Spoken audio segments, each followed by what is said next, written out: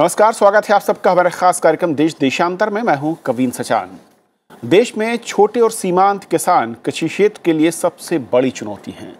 कृषि जनगणना 2015-16 के मुताबिक देश में छोटे और सीमांत किसानों की संख्या 12 करोड़ है या कहीं उससे ऊपर भी है। देश में 35% किसानों के पास 0.4 हेक्टेयर से कम जमीन है, जबकि करीब 69% के पास 1 हेक्टेयर से कम जमीन है और 87% के पास 2 हेक्टेयर से कम। आमदनी के लिहाज से 0.4 हेक्टेयर से कम जमीन वाले किसान सालाना महज 8,000 रुपये कमाते हैं और 1 से 2 हेक्टेयर के बीच वाले किसान करीब 50,000 रुपये। देश में छोटे और सीमांत किसान केवल सिर्फ ना उनकी आय कम है, बल्कि खेती में जोखिम भी कहीं ज़्यादा है। सवाल यह है कि आखिर किस तरीके से इन किसानों की आमदनी को बढ़ाया जा सकता है, समझेंगे आज अपने खास मेहमानों के जरिए। हमारे साथ 4 लोगों का स्पेशल पैनल है। स्टूडियो मेरे साथ मौजूद हैं doctor PK. Joshi, farmer director south Asia IFPRI से। सर बहुत बहुत स्वागत है आपका। हमारे साथ डॉक्टर विनोद कुमार सिंह है, head and principal scientist division of agronomy, Indian Agriculture Research Institute से। बहुत बहुत स्वागत है आपका। आलोक सिन्हा साहब हमारे साथ हैं, farmer additional secretary ministry of agriculture government of India से। स्वागत है सर। और विवेक कुमार जी हैं, प्रोफेसर हैं, centre for rural development and technology IIT Delhi से। आपका भी स्वागत विवेक जी, बहुत बहुत। शुरुआत में करना चाहूँगा जोशी साहब आपसे। जब हम छोटे और सीमांत किसानों की बात करते हैं, जिसका 86% के आसपास कुल किसानों का हिस्सेदारी है, और जो मौजूदा नीतियां या स्कीम्स, चाहे वो सेंटर की हो या राज्यों की हो, कहते हैं एक्सपर्ट की ज़्यादातर फोकस या स्कीम जो है वो बड़े किसानों तक सिमट जाती हैं, सीमित रह जाती हैं।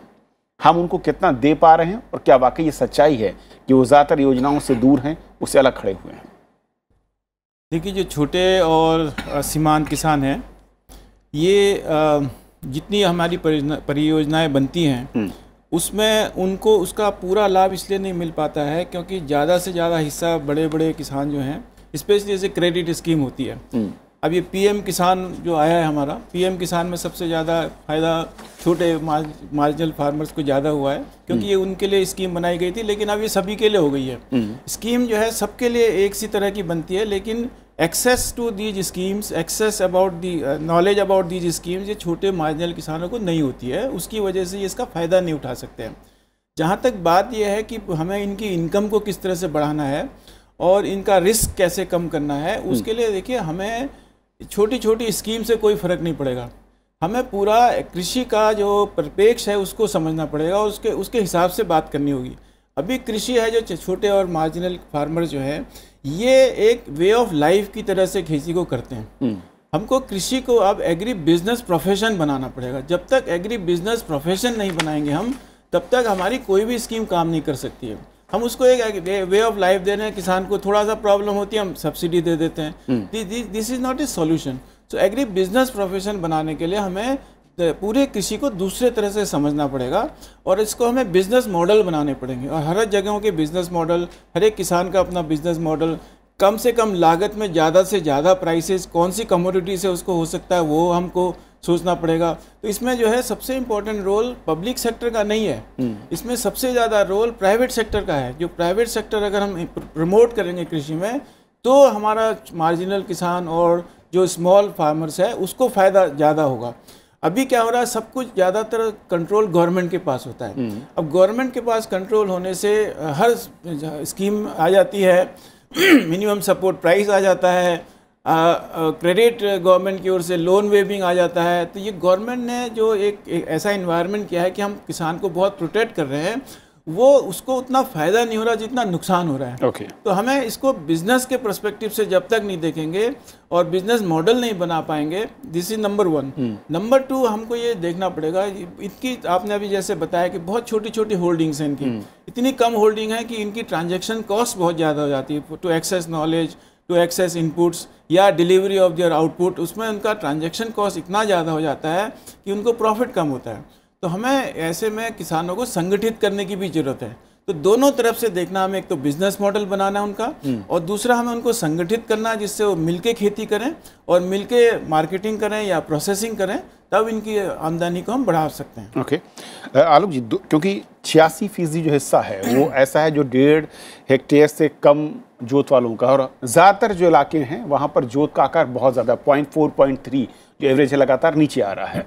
अब सवाल है कि जो मैकेनिज्म या फिर जो स्कीम्स हमने लॉन्च की हैं, या जिस मैं कहूँ कि ढर्रे के साथ हमारे किसान चल रहे हैं, ये जो 86-84% का हिस्सा है, उसमें उनकी आय बढ़ाना बहुत मुश्किल है, असंभव दिखता है। तो फिर नए पैटर्न या नए क्या वो कदम है जिसके ज़रिए हम उनको खड़ा कर सकते हैं? देखिए, मैं सबसे पहले ये कहता हूँ कि आई थिंक आज का टॉपिक बहुत टाइमली है। यदि ये गांव का जो पॉपुलेशन है उसका अगर 86% अगर स्मॉल और मार्जिनल फार्मर्स है, तो उनकी देखभाल करना ज़रूरी 2 कारणों से। एक तो उनकी आमदनी बढ़नी चाहिए, उनकी आमदनी बढ़ेगी तो मार्केट में डिमांड बढ़ेगा, मार्केट में डिमांड बढ़ेगा तो economy will also have a rise. लेकिन अभी तक जो फार्मर्स बॉडीज़ हैं, जो फार्मर्स के बिहाफ पे ये सभी जगह जाके एडवोकेसी करते हैं, वकालत करते हैं, वो ज़्यादातर बिग फार्मर्स है। 86% के बारे में इनका ना तो कोई संगठन है। एक किसान सभा होता था, लेकिन किसान सभा भी अब काफ़ी कम हो गया है। इनको यदि हेल्प करना है, जैसे डॉक्टर जोशी ने कहा, इनको संगठित करके इनका स्केल बढ़ाना होगा। लेकिन अगर इजराइल का अगर एग्जाम्पल देखें, small holding is no discouragement, अगर उसको ठीक से देखा जाए, अगर उसको साइंटिफिकली किया जाए। लेकिन जो छोटा सीमांत कृषक है उसका एक्सेस नहीं है टू आइदर कैपिटल और टू इनपुट्स और टू टेक्नोलॉजिकल गाइडेंस। तो देयरफॉर गवर्नमेंट को एक सब्सिडाइज्ड इंसेंटिव्स उनको देना पड़ेगा। एंड आई थिंक उनको हेल्प करने के लिए एक स्पेशलाइज्ड एक्सटेंशन सर्विसेज की स्थापना करनी पड़ेगी ताकि उनको फोकस में लाया जाए।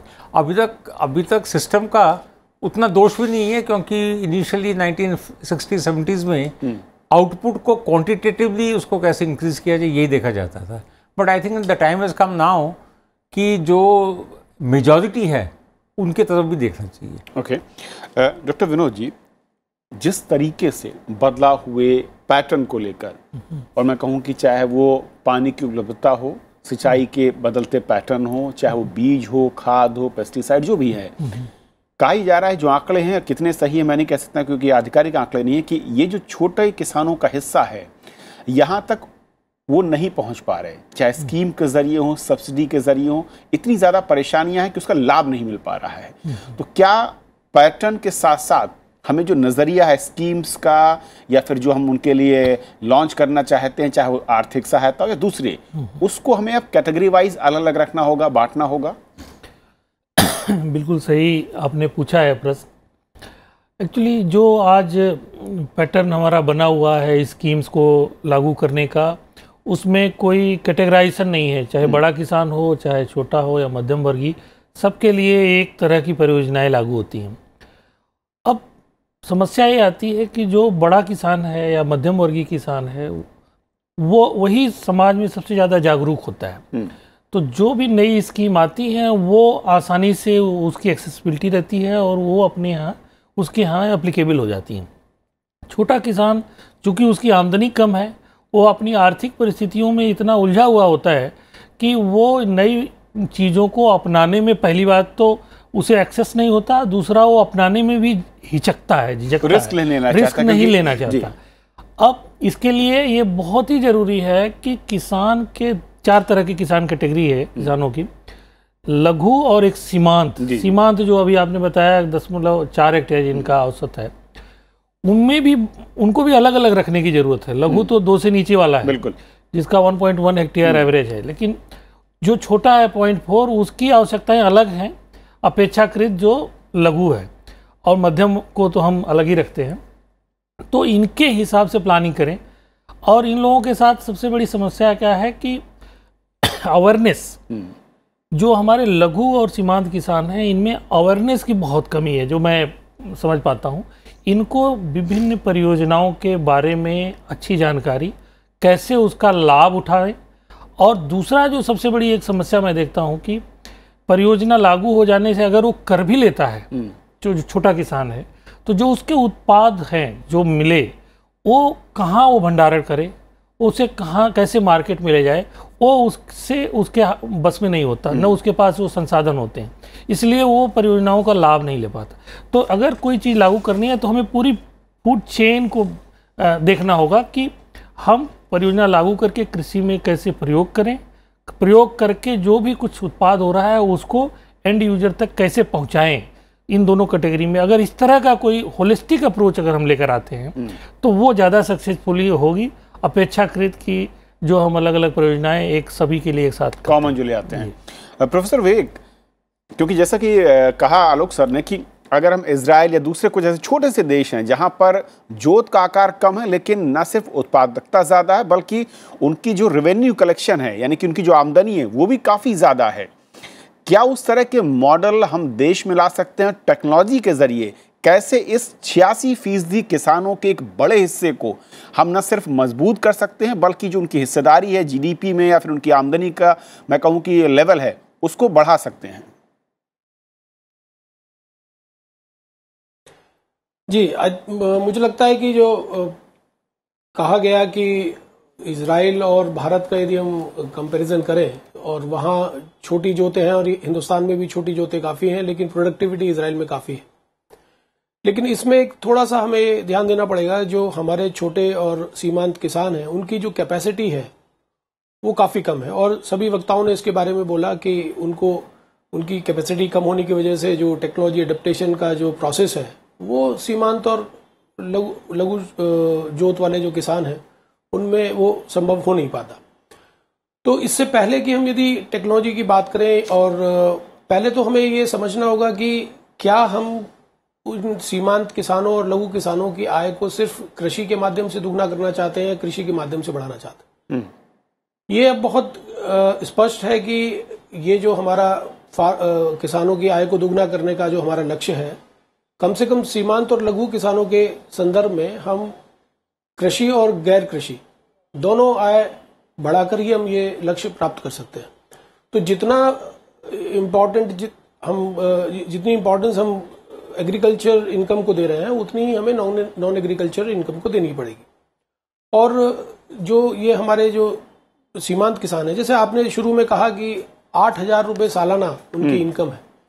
अब यदि किसी किसान की इनकम आय उसकी 8,000 रुपये सालाना है तो उसकी रिस्क लेने की भी कोई कैपेसिटी नहीं है, वो टेक्नोलॉजी के साथ प्रयोग नहीं कर सकता। और हम नॉलेज डिसेमिनेशन भी करेंगे तो इसका अर्थ यह है कि पहले उसको एक स्तर तक लाना पड़ेगा और उस स्तर तक लाने के लिए गैर कृषि क्षेत्र में हमें कुछ प्रयोग करने पड़ेंगे और वो हमें उस तरह का रोजगार उन लोगों को उपलब्ध कराना पड़ेगा। दूसरा मेरा ये विचार है कि ये टेक्नोलॉजी के प्रयोग करने से पहले एक आमूलचूल इंटरवेंशन सरकार की तरफ से, ऐसा नहीं है कि सरकार की तरफ से इंटरवेंशंस नहीं है, सरकार की तरफ से बहुत से इंटरवेंशंस हुए हैं, लेकिन मुझे ऐसा लगता है कि एक प्लानिंग की अभी भी कमी है। सीमांत किसानों की बात करें तो जो प्लानिंग का कंपोनेंट है वो किसान स्वयं से प्लानिंग नहीं कर सकता। तो चाहे हम वाटरशेड प्लानिंग करें या एक टोपोग्राफी के हिसाब से हम प्लानिंग करें, लेकिन एक प्लानिंग का कंपोनेंट बहुत आवश्यक है और जो सरकार को करना ही पड़ेगा, जिसमें प्राइवेट सेक्टर अभी उतना इनपुट नहीं दे सकता। लेकिन मैं देखता हूं कि सरकार की तरफ से योजनाएं तो हैं लेकिन एक प्लानिंग का कंपोनेंट कंप्लीटली अभी भी मिसिंग है। ओके। तो ये दो चीजें होने के बाद ही हम ये सोच सकते हैं कि और आपने बिल्कुल ठीक कहा कि, या डॉक्टर अशोक ने जो कहा कि टेक्नोलॉजी का इनपुट होना आवश्यक है, लेकिन मैं सिर्फ ये कहता हूं कि टेक्नोलॉजी का प्रयोग कराने से पहले उस किसान को हमें उस स्तर पर लाना पड़ेगा कि वो उसमें टेक्नोलॉजी का उपयोग करने की क्षमता है। बिल्कुल डॉक्टर जोशी, जो चीज़ करें कि एग्रीकल्चर से इनकम को बढ़ाना, खासकर इस 86% जो किसानों का बड़ा हिस्सा मैं कहूँ है, थोड़ा सा मुश्किल है जब तक गैर कृषि सोर्सेज उनको डेवलप न की जाए। लेकिन सवाल है कि उनके पास कैपेसिटी बिल्डिंग नहीं है, आर्थिक तौर पर वो कमज़ोर हैं, उनका इतनी सेविंग्स नहीं है, जो फाइनेंशियल स्कीम्स हैं वो भी ज़्यादातर इतने ज़्यादा मैं कहूँ कि उसमें चेक एंड बैलेंस है कि वो छोटे किसान शायद उन शर्तों को पूरा नहीं कर पा रहे हैं। तो फिर कैसे गैर कृषि के ज़रिए विकल्प जो है वो उनको सपोर्ट कर सकता है? देखिए, ये बहुत ज़रूरी है कि हमें सोचना पड़ेगा कि पार्ट टाइम एग्रीकल्चर कैसे हो। जैसे कई कंट्रीज़ में, जापान में है, आज अपने उपराष्ट्रपति जी भी कह रहे थे कि वियतनाम का एग्जाम्पल दिया, तो कई साउथ कोरिया है जहाँ पे बहुत हमसे भी छोटी लैंड है उनके पास, और वहाँ पे ज़्यादातर किसान पार्ट टाइम वर्क करते हैं एग्रीकल्चर में, बाहर नॉन फार्म करते हैं। इसके लिए हमें देखिए ये सोचना पड़ेगा किस तरह से हम एंटरप्रेन्योरशिप डेवलप कर सकते हैं। नंबर 1 एंटरप्रेन्योरशिप डेवलप करने के लिए एक तो है खेती से संबंधित एंटरप्रेन्योरशिप। अभी किसान एंटरप्रेन्योर नहीं है, तो खेती करता है बस हो गया। और ट्रेडर उसके यहाँ आके ख़रीद ले जाता है। तो इंटरप्रेन्योरशिप डेवलप करना एक तो कृषि के क्षेत्र में। और मैं जो समझता हूँ कि अभी हमने कुछ स्टडीज़ करी हैं कृषि विज्ञान केंद्र के संदर्भ में, और हमने देखा कि कृषि विज्ञान केंद्र ने बहुत सिग्निफिकेंट कंट्रीब्यूशन किया है किसानों की आय बढ़ाने में।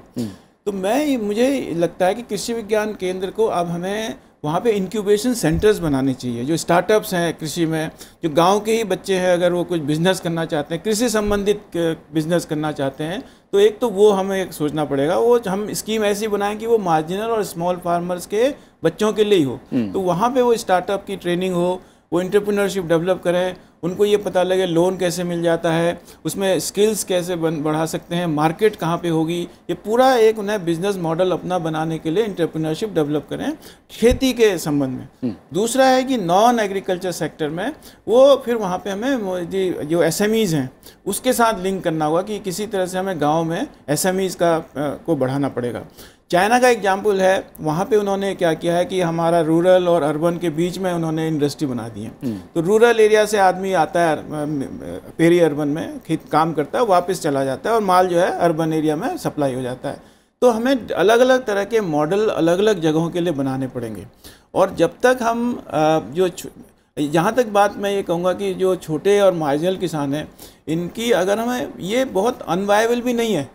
मैं देखिए अभी मिलेनियम फार्मर्स क्लब एक है जो पुणे से संचालित होता है, वहाँ गया था मैं, और उस किसान के पास 2 एकड़ से कम ज़मीन है, 2 एकड़ से कम ज़मीन है, और वो पूरा मार्केट ड्रिवन एग्रीकल्चर कर रहे हैं। उन्होंने पॉली हाउस लगाया हुआ है, बड़ा लो कॉस्ट पॉली हाउस, जो हमारे मॉडर्न पॉली हाउसेज हैं उसको उन्होंने इंडियनाइज कर दिया है और लोकल तरह का बना दिया है।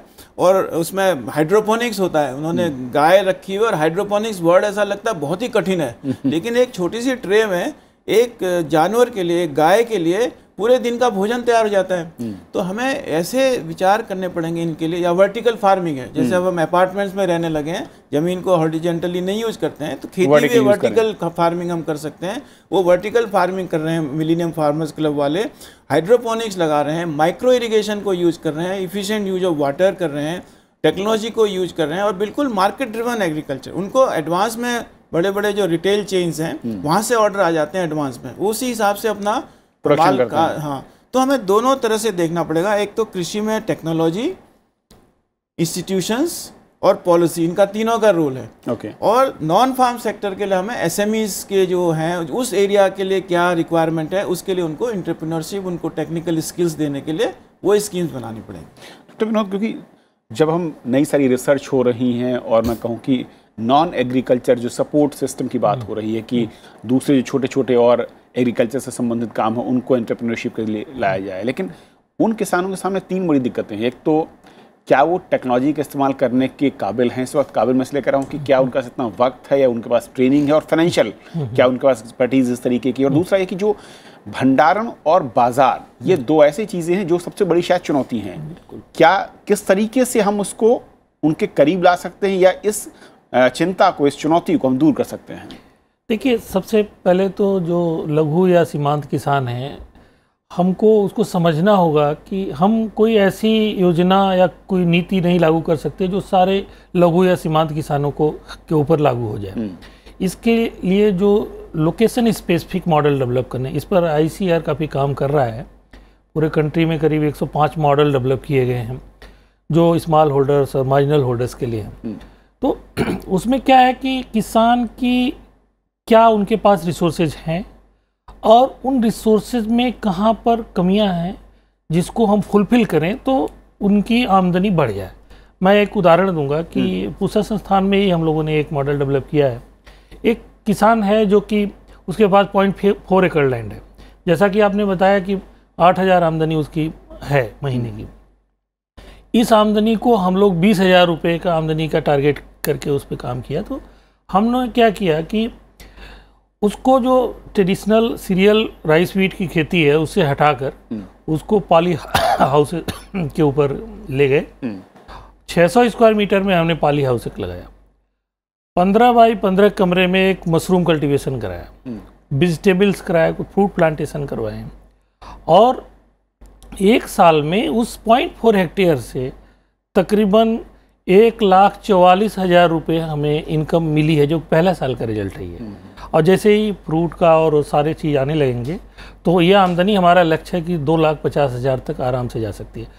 अब बात ये है कि ये तो हमने एक प्रोडक्शन साइड और इनकम जनरेशन की बात कर दी, इसको मार्केट से लिंक करने की जहाँ तक बात, तो अभी सरकार ने जो एक परियोजना चलाई है भंडारण की, ग्रामीण भंडारण, तो अगर ये चीज़ों का ग्रामीण स्तर पे क्रियान्वयन होगा तो निश्चित है कि जो छोटे किसान हैं उनके उत्पाद आसानी से वहाँ पर भंडारण किए जा सकते हैं।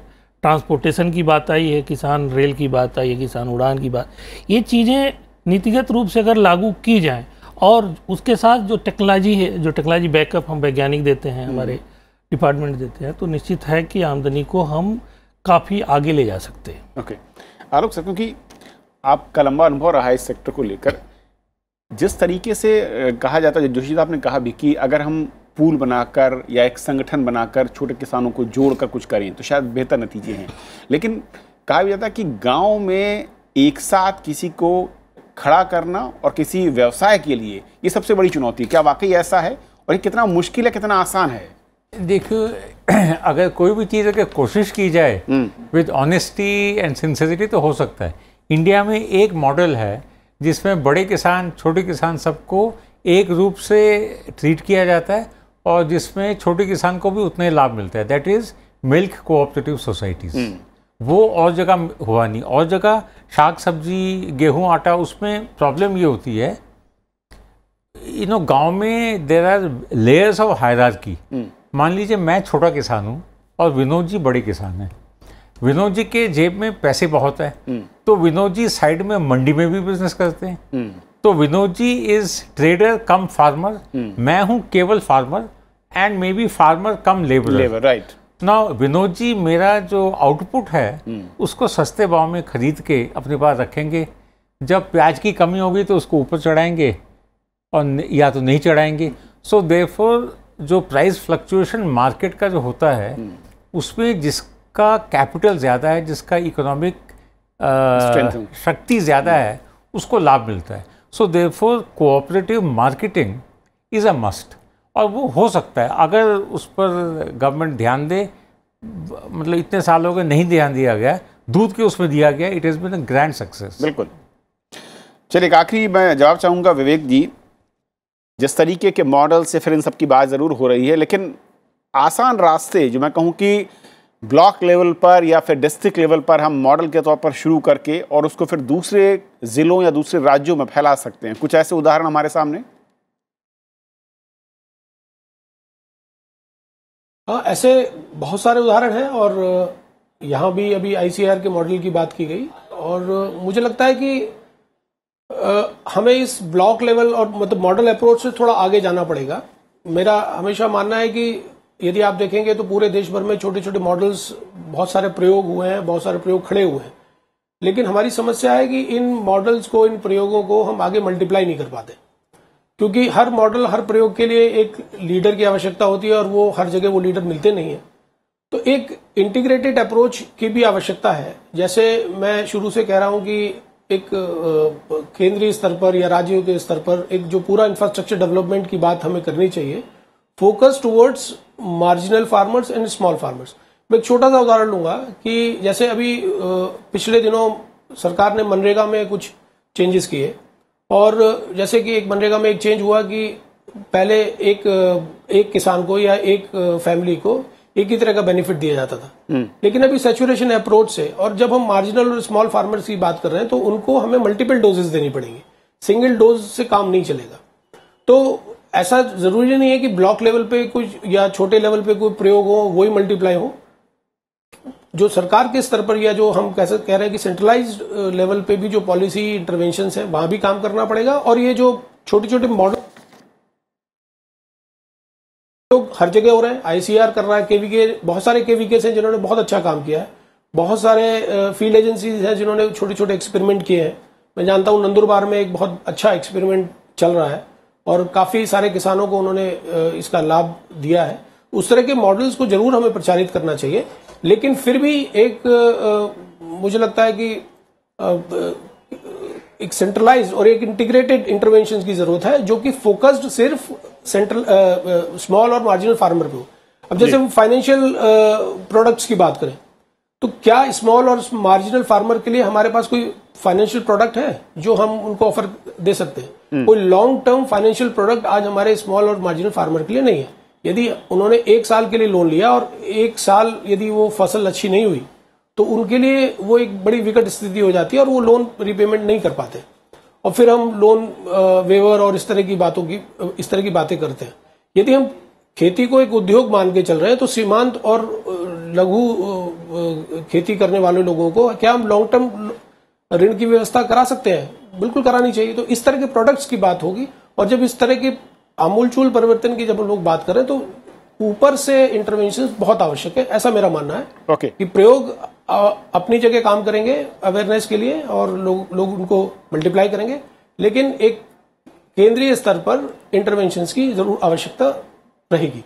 चलिए, बहुत शुक्रिया आप चारों मेहमानों का हमारे साथ इस बेहद अहम चर्चा में शामिल होने के लिए। और बहुत ही अहम मसला है देश का कि जो 86% लघु और सीमांत किसान हैं, उनकी आमदनी को कैसे बढ़ाया जाए, क्योंकि ज़्यादातर ये वो लोग हैं जिनकी आमदनी बहुत कम है। और जैसा कि आलोक सर ने कहा कि बहुत अहम है कि रूरल इंडिया में अगर इनकी आमदनी बढ़ती है, तो जाहिर है कि देश में विकास का जो पहिया है वो रफ्तार पकड़ सकता है, जो मांग है वो बढ़ेगी और खुशहाली गांव से शुरू होकर शहरों तक जरूर पहुंच सकती है। फिलहाल इतना ही, नमस्कार।